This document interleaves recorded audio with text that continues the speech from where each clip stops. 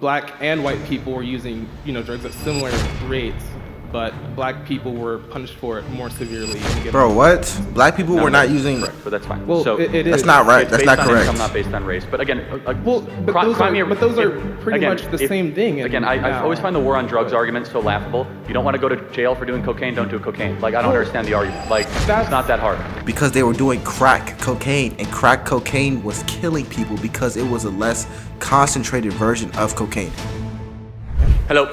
Hello. My name is Malcolm, and I guess my question to you today is, when did systemic racism end, and what is your definition of systemic racism? Systemic racism is a law on the books that prohibits an individual from doing something based on their race. It largely ended with the Equal Rights Amendment and the Civil Rights Act in the 1960s. Okay, and so do you think that it just ended right then and there, and there's no lingering effects of that could, kind of explain some of the disparities we see today, or no? If the hypothesis of lingering intergenerational 60-plus year effects are true, then you must tell me how Jews have done so materially well post-Holocaust, despite everything being taken from them. Well, I don't think that's a one-to-one You're right, Jews had it much worse than blacks. Well, I think that also have black Americans ever had a crazy fanatical dictator trying to kill half their population in a span of 5 years? Okay, this video is already off to a pretty crazy start. I'm not really here to debate struggles or have a struggle debate between who had it worse, the black community or the Jewish community. I don't even know how we got to this point, if I'm being honest. Nonetheless, this debate is about systemic racism in the black community and what is actually holding the black community down. I think the Jewish community had very unique struggles, and I also think the black community had very unique struggles. One was enslaved for hundreds of years, and one had a freaking Holocaust. So, that's that. I'm not about to debate it. However, I am interested to hear the different sides from both Charlie Kirk and this young student. So let's get into it. We have been enslaved for hundreds of years. No, that's not the question. I'm saying I'm saying Jews actually had it far worse than black Americans did in the 1930s and 40s. Way worse. But do we have to look at Jews as how we should, like black people should just No, I'm saying you have to prove the argument that it applies to other groups. So your argument is that things pass down through generations, right? That there's aftershocks, there's a ripple effect. We discount that as very minimal at best. So you have to show me another minority group that has suffered that it held them back. So for black people to have, or for the 60 plus, disparity to be true, you have to see that in another group. Well, yeah, because then it's a rule, right? So the rule should apply to other groups that had other types of suffering. But the way black people are treated in America isn't the same as any other group. Well, I mean, exactly. Asians were put in internment camps actually in the 1930s and 40s. Well, yeah, they were. And Jews came with no money in the 40s or 50s after. And that hurt their communities. Right, but then they were able to overcome it. So how is it that Asians are super wealthy now? They were put in internment camps and then let out of camps. Yeah, but 2 or 3 years, some Asians and Chinese and Japanese were in internment camps with no ability to own property, run business. I mean, it was terrible. Every group has gone through some period or form of suffering. And let me ask you a question. Do you think that the material bad status of black America right now has anything to do with decisions that black Americans have made? Okay, I like that question because before, I'm not going to lie, I don't like comparing struggles because even if you look at the Jewish community or the Asian community, he talked about the 1930s and 40s. If you're going off of pure time, that literally, objectively does not compare to hundreds of years of enslavement in the same land that we're still at. It just doesn't, it literally, objectively does not compare. So I hate the fact that he even tried to bring up a Jewish struggle versus an Asian struggle versus a black struggle regarding the transatlantic slave trade. I hate that argument. Nonetheless, when it talks about modern times, 2025, the struggles that the black community has regarding finances or regarding marriage rates or regarding education rates, it's really hard to say that those struggles are due to any form of systemic racism necessarily, because when you look at the black community, we are still doing things that we're not supposed to do. It's really that simple. We aren't going to school for the degrees that pay the most. And I'm not saying this, everything I say is, I try to base it off of a fact. If you look at doctors in the United States or lawyers, we're like 3% of lawyers. We're like less than 5% of all doctors. You look at engineers, we're less than 10% of all engineers. So if you look at these numbers, they are the highest paying fields. We're not getting into them. If you look at trades, we aren't aggressively pursuing trades more than any other race. So these are the bridges to wealth. If you look at marriage rates, we aren't the most married or even top 3 most married demographic in the United States. And these are the bridges people take to financial stability, and we objectively are not doing it. So it would be different if we were doing everything we had to do and we still weren't getting the financial results that we wanted. But if you look at the numbers, we literally are not doing it. And then we're surprised when we're falling behind or the black community is not getting to where it wants to go. It's just common sense on that perspective, but let's continue. I think that while it may have, that might be part of the reason, I think that there has been a push for Black Americans to make that choice.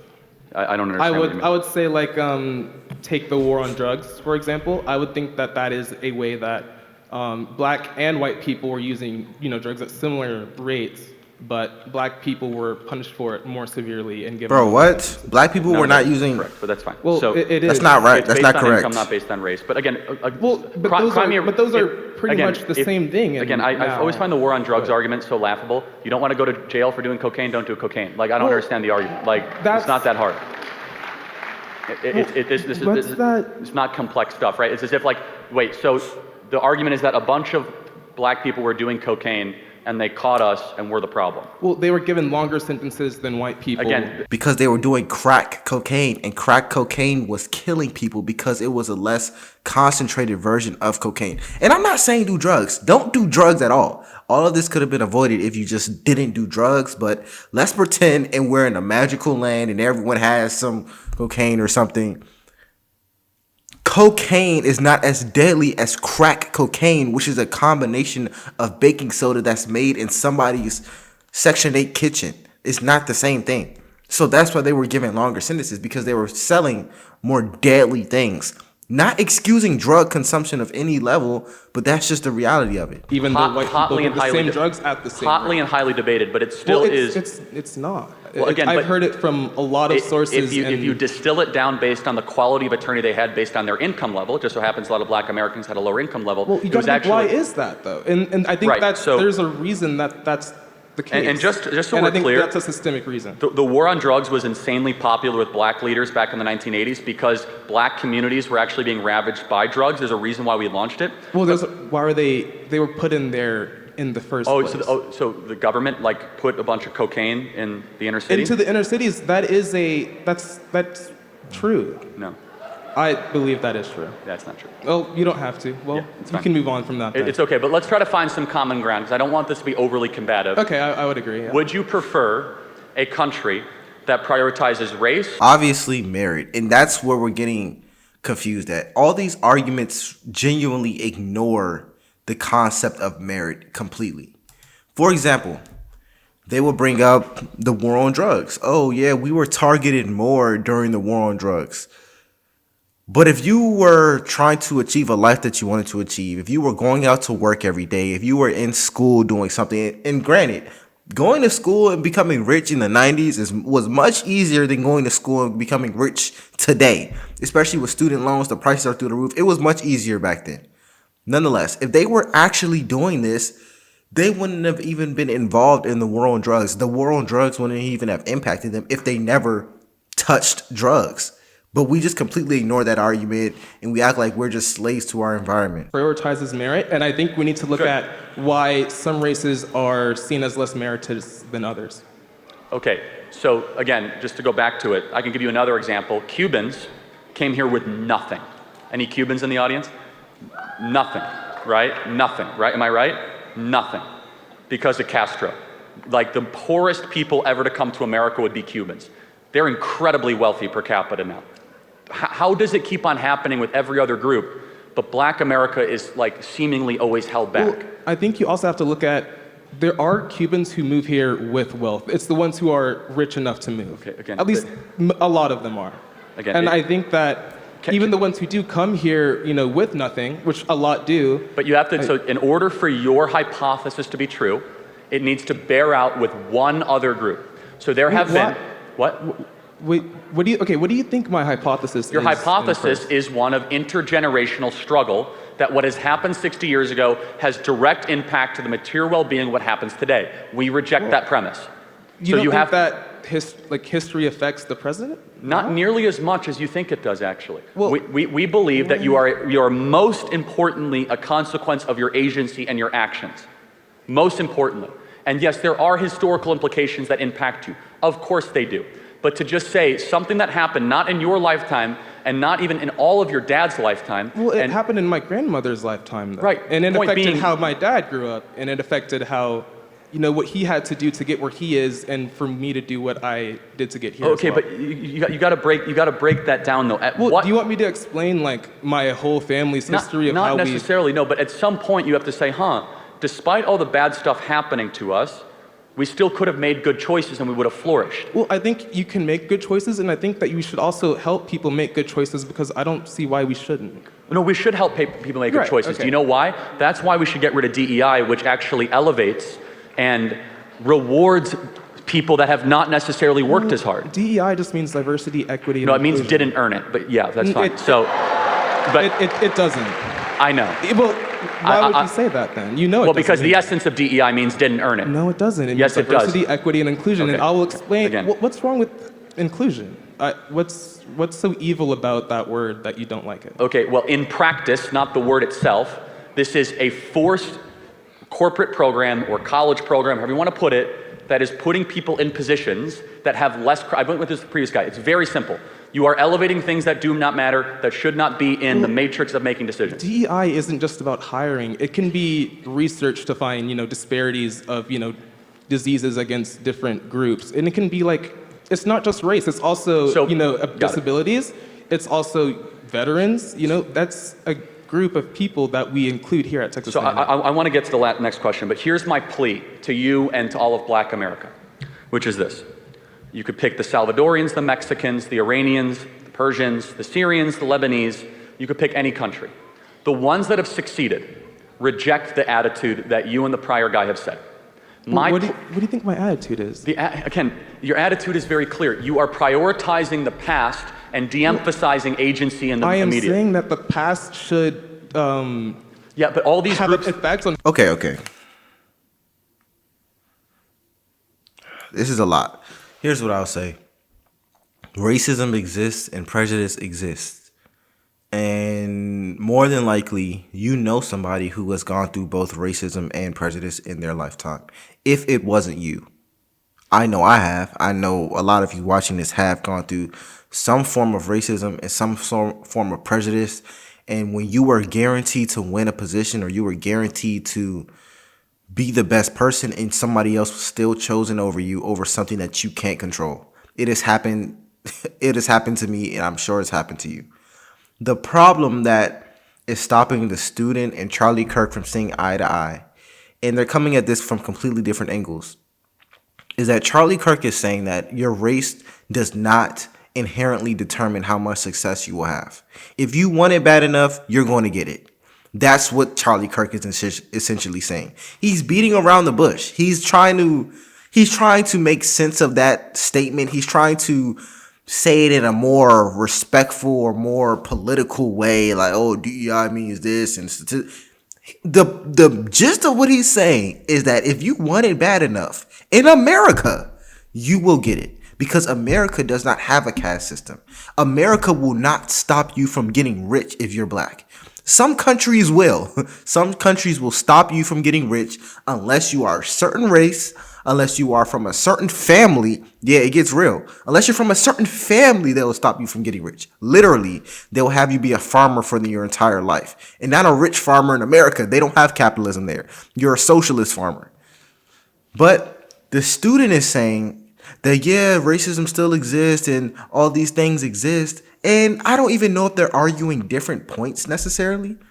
But what they're missing, he's missing the number one thing Charlie Kirk is saying. The number one thing is this. If you want it bad enough in America, you will get it. And the black community has not gotten it for a very long time. Even when we had chances to get it, we have chances today and we're still not getting the life we want. At that point, You have to look in the mirror. And every time I see these debates, I never, and I mean ever hear a student say anything negative that the black community is doing wrong to ourselves. Ever.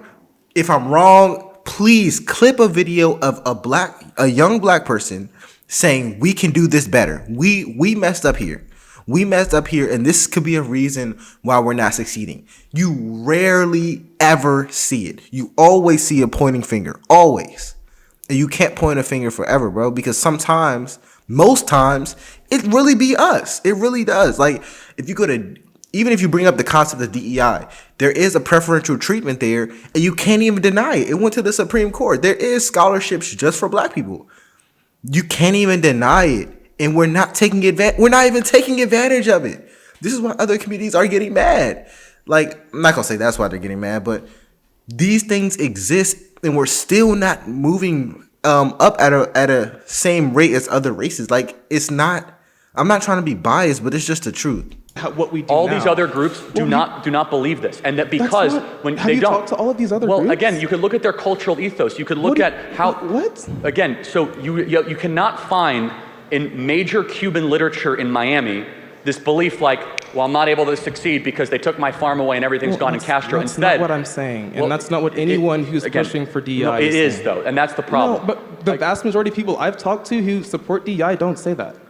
Okay, they might not say it, but again, in practice, but I'm saying they don't practice it either. In Black America, it is a dominant worldview, irrefutably, that focuses on past injustices and not future prosperity. Can we agree on that? Well, okay, can you say that again? In Black America, there is an attitude, a worldview, an ethos that is predominantly focused on past injustices, not on future prosperity. Well, I think one, you're simplifying it too much. I think Black Americans see that there has been past injustices, and those past injustices are still here to some extent. Has that today. mindset worked for Black America? Well, what do you mean? I mean, it worked for MLK. I mean, it worked for him. Actually, MLK actually had the exact opposite. MLK would be marching in the streets against DEI, actually. No, he would not be. Well, he said, I don't care about color, I care about content of character. DEI cares about color. DEI is about making an inclusive space for everyone of every background. DEI and wokeness believe that every action is impacted by some systemic injustice and that DEI can fix it. We're not going to agree much. My final plea is this. I just hope Black America stops this victim mentality and embraces a victor mentality. They'll be much better if they do that. Thank you very much. One thing you can say in this is that the student and Charlie Kirk have very, very different definitions of DEI. Please let me know how you define DEI, because this is really the trend. If you ask someone who supports DEI and someone who does not support it, they're arguing completely different points. The student is saying DEI leads to equality. It will give us more equality. It will give us more fairness in society. That's what the student is saying. Charlie Kirk is saying, no, DEI does not lead to equality. It's unequal for races who excel more. That's what he's saying. If I'm wrong, let me know, but that's what I'm getting from this. Let me know what you all think in the comments below. My name is LFR Jojo, and I'll see you next week.